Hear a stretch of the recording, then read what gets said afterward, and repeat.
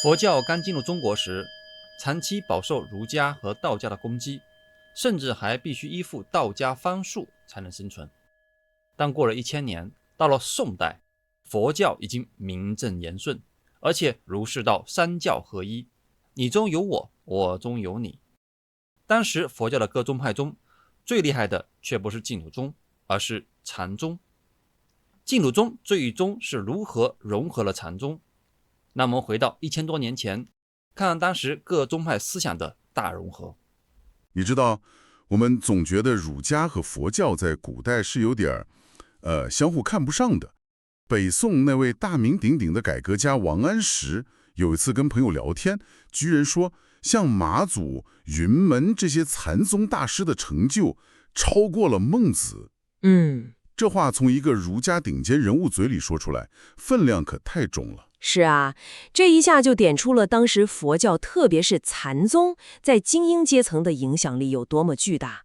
它代表着一種思想上的高峰。对。但真正有意思的，也正是我們今天要跟你一起深入探究的，是在這座思想高峰的旁邊，一股看起來特別接地氣的潮流——淨土信仰正在悄悄地匯成一股洪流，最後幾乎把所有主流的佛教宗派，包括最驕傲的禪宗，都捲了進去。這就是最讓人好奇的地方。我們這次的任務就是跟你一起梳理清楚這個巨大的變化。為什麼那些理論高深、修行方法五花八門的宗派，最後都好像約好了一樣，齊刷刷地奔向了稱名念佛這條看似最簡單的路呢？這背後到底是一次佛教的降級，還是一場深刻的自我革新？問得好，要解開這個謎團呢，我們不能只盯着佛教內部看，得先把鏡頭拉遠，看看當時的整個社會大環境。那是一個三教合一的時代。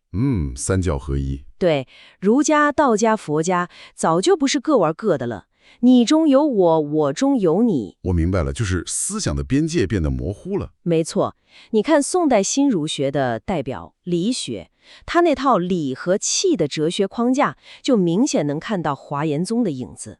他講求的明心見性，更是直接從禪宗那兒學來的。反過來呢，佛教為了在君主集權的社會裡生存下去，也在主動向儒家靠攏。比如有位叫契松的和尚，甚至公開說，儒家的忠孝倫理應該放在佛教的戒律之上，大家都在互相吸收、互相適應。聽起來佛教的適應性很強啊，但資料裡又說，唐代之後，整個中國佛教其實是在走下坡路，這就奇怪了。明明他在努力融入社會，為什麼反而衰落了呢？這就是問題的關鍵了。他面臨着內憂外患。先說外患吧。北宋的時候，國家財政壓力巨大，范仲淹、歐陽修這些士大夫就開始算賬了。他們覺得和尚不種地、不交稅，消耗了太多社會資源，得抑制一下。就是來自外部的現實壓力。對，但更要命的是內憂。唐代的佛學像天台宗、華嚴宗，把理論玩得太精細、太複雜了。那些哲學思辨繞來繞去的，別說普通老百姓，就是受過良好教育的讀書人，也得脫產學習好幾年才能摸到門道。就是門檻太高了。說白了，就是有點不接地氣，走進了象牙塔。這跟當年印度的大乘佛教有點像，理論過於哲學化，最後反而被更簡單、有儀式感的密教取代了。所以這就好像是他們打造出了一件功能極其強大、設計無比精美的終極產品，但說明書厚得像本字典，根本沒人知道怎麼用。結果市場需要的是一個一鍵啟動的版本。這個比喻很到位。當那些高深的理論沒法在民間廣泛傳播的時候，那句簡單直接、人人都能上手的阿彌陀佛就成了唯一的選擇。但這又帶來了我們今天最核心的矛盾——禪宗。按理說，禪宗講究不立文字，應該很接地氣才對。可它跟後來流行的淨土念佛，在一開始簡直是水火不容。對，資料裡把他們的對立點列得清清楚楚，簡直就是兩個世界的思想。我們來看看到底有多對立。首先，目標在哪兒？淨土宗說有一個實實在在的極樂世界，在西方10萬億佛土之外，那是我們的目標。禪宗聽了直搖頭，說淨土只在汝心。乾淨的世界就在你心裡，往外找就錯了。一個向外求，一個向內求，那第二個矛盾點呢？靠誰？這個就更根本了。淨土宗的核心是他力，靠的是阿彌陀佛的願力來接引你，你自己力量不夠沒關係，有佛來幫你。但禪宗強調的是純粹的自力，要直指人心見性成佛，一切都得靠自己去悟，誰也幫不了你。等一下，資料裡還提到一個特別有意思的細節，說禪宗為了強調自力，甚至會喝佛罵祖，這什麼意思？難道一個禪師看到佛像還會罵他不成？這和我印象裡畢恭畢敬的佛教徒形象完全不一樣啊！沒錯，就是字面意思。在禪宗看來，任何偶像崇拜，包括佛陀本身，都可能成為你開悟的障礙。所以禪師會用這種極端的方式打破你對外在權威的依賴。哇，在禪宗看來，吃飯、睡覺、挑水、砍柴這些日常瑣事就是修行。而淨土宗呢，修行方式非常明確，就是稱名念佛，老老實實念阿彌陀佛。這兩者簡直是天差地別。一個認為吃飯就是修行，一個認為念佛才是修行。一個說解脫就在當下，這個世界就是道場；另一個說這個世界是穢土，得趕緊離開，去那個更好的淨土。這怎麼看都像是兩條永遠不會相交的平行線。他們到底是怎麼走到一起的？總得有個天才想出辦法把這兩種思想給捏合起來吧？這個天才確實出現了，他就是5代宋初的永明延壽禪師。永明延壽，對，他本人就是禪宗的一代宗師，地位非常高，但他同時又極力提倡淨土念佛。為了說服當時思想完全對立的兩派，他提出了一個非常著名也極其巧妙的論斷，叫四料簡。四料簡聽起來像一個綱領性的文件，可以這麼理解。他用4句話把4種不同的修行道路及其結果說得明明白白。第一句，有禪無淨土，10人9錯路。意思是你光修禪不求往生淨土，這條路太險了，10個人裡有9個都會走偏，因為對心性的把控要求太高了。這等於先給那些只看得上禪宗的精英們潑了盆冷水。那第二句呢？第二句，無禪有淨土，萬修萬人去。就是說，你雖然不懂什麼高深的禪理，但只要你老老實實念佛，求生淨土，那這條路就特別穩妥，10000個人修，10000個人都能去。這一下又安撫了廣大的淨土信眾。一個險，一個穩，那最理想的狀態是什麼？就是第3句，也是最有名的一句，有禪有淨土，柔如帶角虎。意思是你既有禪宗的開悟智慧，又有淨土法門的穩妥保障，那簡直就像是老虎長了角，天下無敵了。犹如帶角虎，這個比喻太生動了，畫面感一下就出來了。老虎本來就是百獸之王，再給它加上角這種武器，簡直是力量和智慧的完美結合，是吧？那最後一句呢？最後一句是無禪無淨土，鐵床並同住。2種法門你都不修，那就不好意思了，地獄裡的刑具等着你呢。哈哈，你看這4句話一出來，既沒有完全否定禪宗，又極力抬高了淨土的地位，還指明了一條禪淨雙修的金光大道。加上永明延壽本人巨大的聲望，禪淨佛流就從一種零星的現象，變成了一股不可阻擋的潮流。原來如此。他還發明了新的修行方法，比如看畫念佛，就是把阿彌陀佛這句佛號當成禪宗的話頭來參究，這真是個絕妙的融合。念佛的同時就在參禪。是的，這徹底解決了怎麼修的矛盾。好，禪宗這個最難啃的骨頭被啃下來了，但這聽起來會不會有點像一場為了生存而做的理論包裝？就是大家先決定要推廣念佛這個簡單方法，然後再回頭從自己的經書裡找理論依據，讓它顯得合理。其他宗派也是這麼做的嗎？這是個很尖銳的問題。你可以說它是一種包裝，但更準確的說法可能是一種再發現。再發現，因為這些理論依據其實一直都在各宗的教義體系裡，只是在那個特定的歷史時期被重新發現和強調了。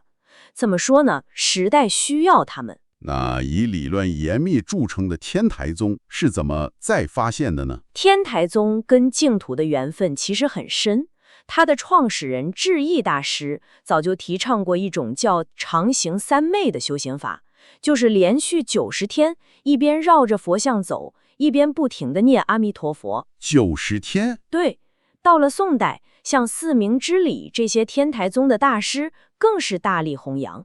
他們找到了一個完美的理論接口，就是天台宗最核心的一念三千理論。一念三千這個詞聽起來就很高深，它到底是什麼意思？簡單來說，天台宗認為我們當下的每一個念頭，哪怕是一閃而過，都包含了宇宙萬象的全部可能性，無論是地獄、人間還是佛國。所以他們認為，你心心念念的那個西方極樂淨土，不是一個遙遠的地方，它其實就包含在你想去的那一念裡。你念一句阿彌陀佛，就是在激活和顯現自己內心本來就有的那個清淨世界。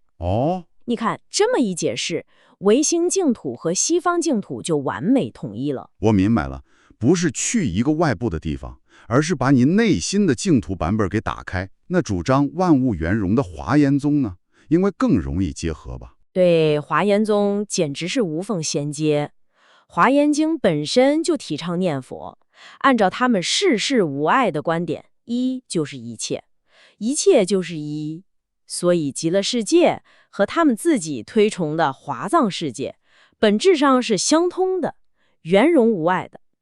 修淨土本身就在踐行華嚴的理念。聽起來大師們都找到了融合的法寶。但資料裡有個例子讓我特別觸動，就是最重戒律的律宗。律宗大師圓照的故事，感覺特別有人情味兒。是的，圓照律師的轉變非常有細節性。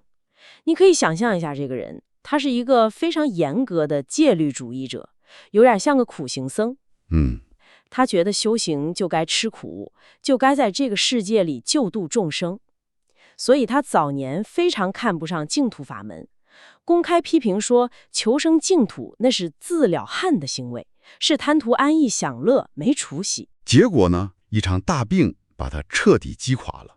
在病床上痛苦萬分的時候，他突然發現自己以前堅信不疑的那些大道理，那些堅強的意志力，在劇烈的肉體痛苦面前根本不堪一擊。是，他那時候才意識到，對於一個自己還沒站穩腳跟的凡夫俗子，高喊着我要救度眾生的口號是多麼的空洞和無力。你得先去一個能讓你安身立命、不會退步的地方，把自己修好了，才有資格談別的。所以極樂淨土就成了那個最理想的修行基地。完全正確。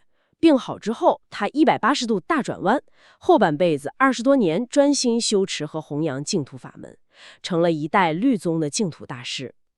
他的故事代表了很多人從理念上的應然，回歸到對自身能力實然的清醒認識。這些大師們的轉變，讓淨土法門在佛教內部獲得了合法性。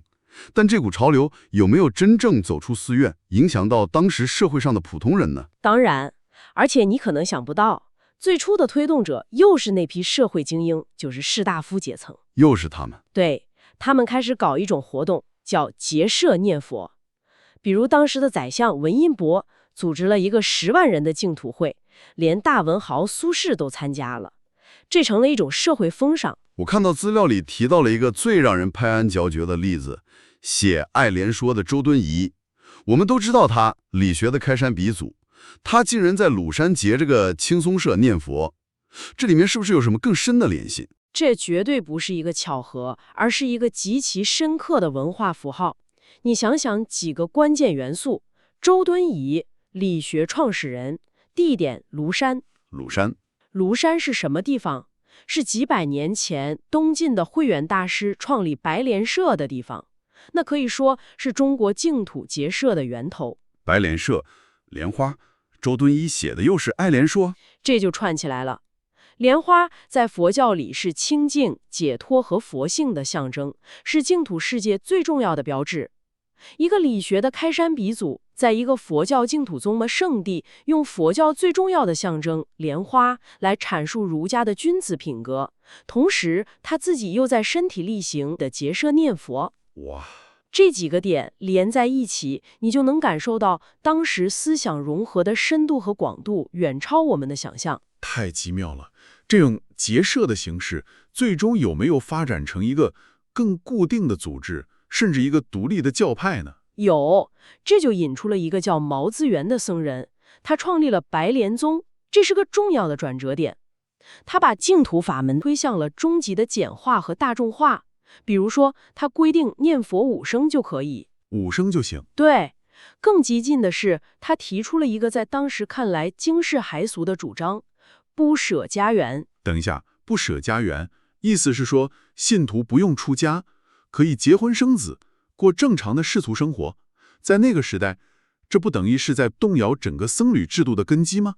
肯定會引起軒然大波吧？沒錯，正統的佛教界對他口誅筆伐，官方也一度視其為邪教。但是你想想，這個主張極大地降低了修行的門檻。他告訴最廣大的農民、手工業者、家庭主婦，你們不需要拋棄家庭和工作，在日常生活中就可以修行，並且也能得到解脫。這讓淨土信仰真正扎根到了最底層的民間，形成了一個有組織、有傳承的教派雛形。好了，我們來回顧一下，從唐宋之交開始，面對外部的社會壓力和內部理論過於精英化的危機，中國佛教進行了一場深刻的內在調整。是的，他找到了一個共同的出口——淨土法門。這不是簡單的誰取代誰，而是一場大融合。孤傲的禪宗找到了帶腳虎的力量，思辨的天台宗發現了心中的淨土，重戒的律宗找到了凡夫的修行基地。最終，這股潮流通過結社這種形式走出了寺院，從精英的哲學思辨變成了大眾的日常實踐。所以，當評論區有人說幾千年來的經典、公案、往生案例，難道還不夠證明淨土的真實和有效嗎？我並不想反駁他們。真正的問題是，我們是否還得用刻舟求劍的方式去理解一種已經被不斷重寫、不斷適應的宗教傳統？今天我們讀到的經典，早已不是它最初被講出來的樣子。今天被分為圭臬的公案和往生案例，也經歷了無數次篩選、改寫和再創造。他們之所以能流傳下來，恰恰不是因為他們一成不變，而是因為他們足夠會變。回頭再看那個被罵得最狠的白蓮宗，毛子元說不捨家園，在世俗生活中念佛，僧團不再是唯一合法的修行主體，沒有特權，宗教權威從寺院被平等下放到個人。當年這被視為對佛教制度的破壞，對僧團權威的挑戰。可今天你再看看，絕大多數佛教徒正是在家修行、有家庭、有事業的居士。歷史有時候就是這樣諷刺，被當作墮落的東西，往往只是提前出現的未來。所以今天我們在談佛教，在談淨土，也許不用問它是不是一條永遠正確的道路，而應該問，在這個時代，它到底在解決人類的哪些困境？這個問題才是佛教史真正留給我們的。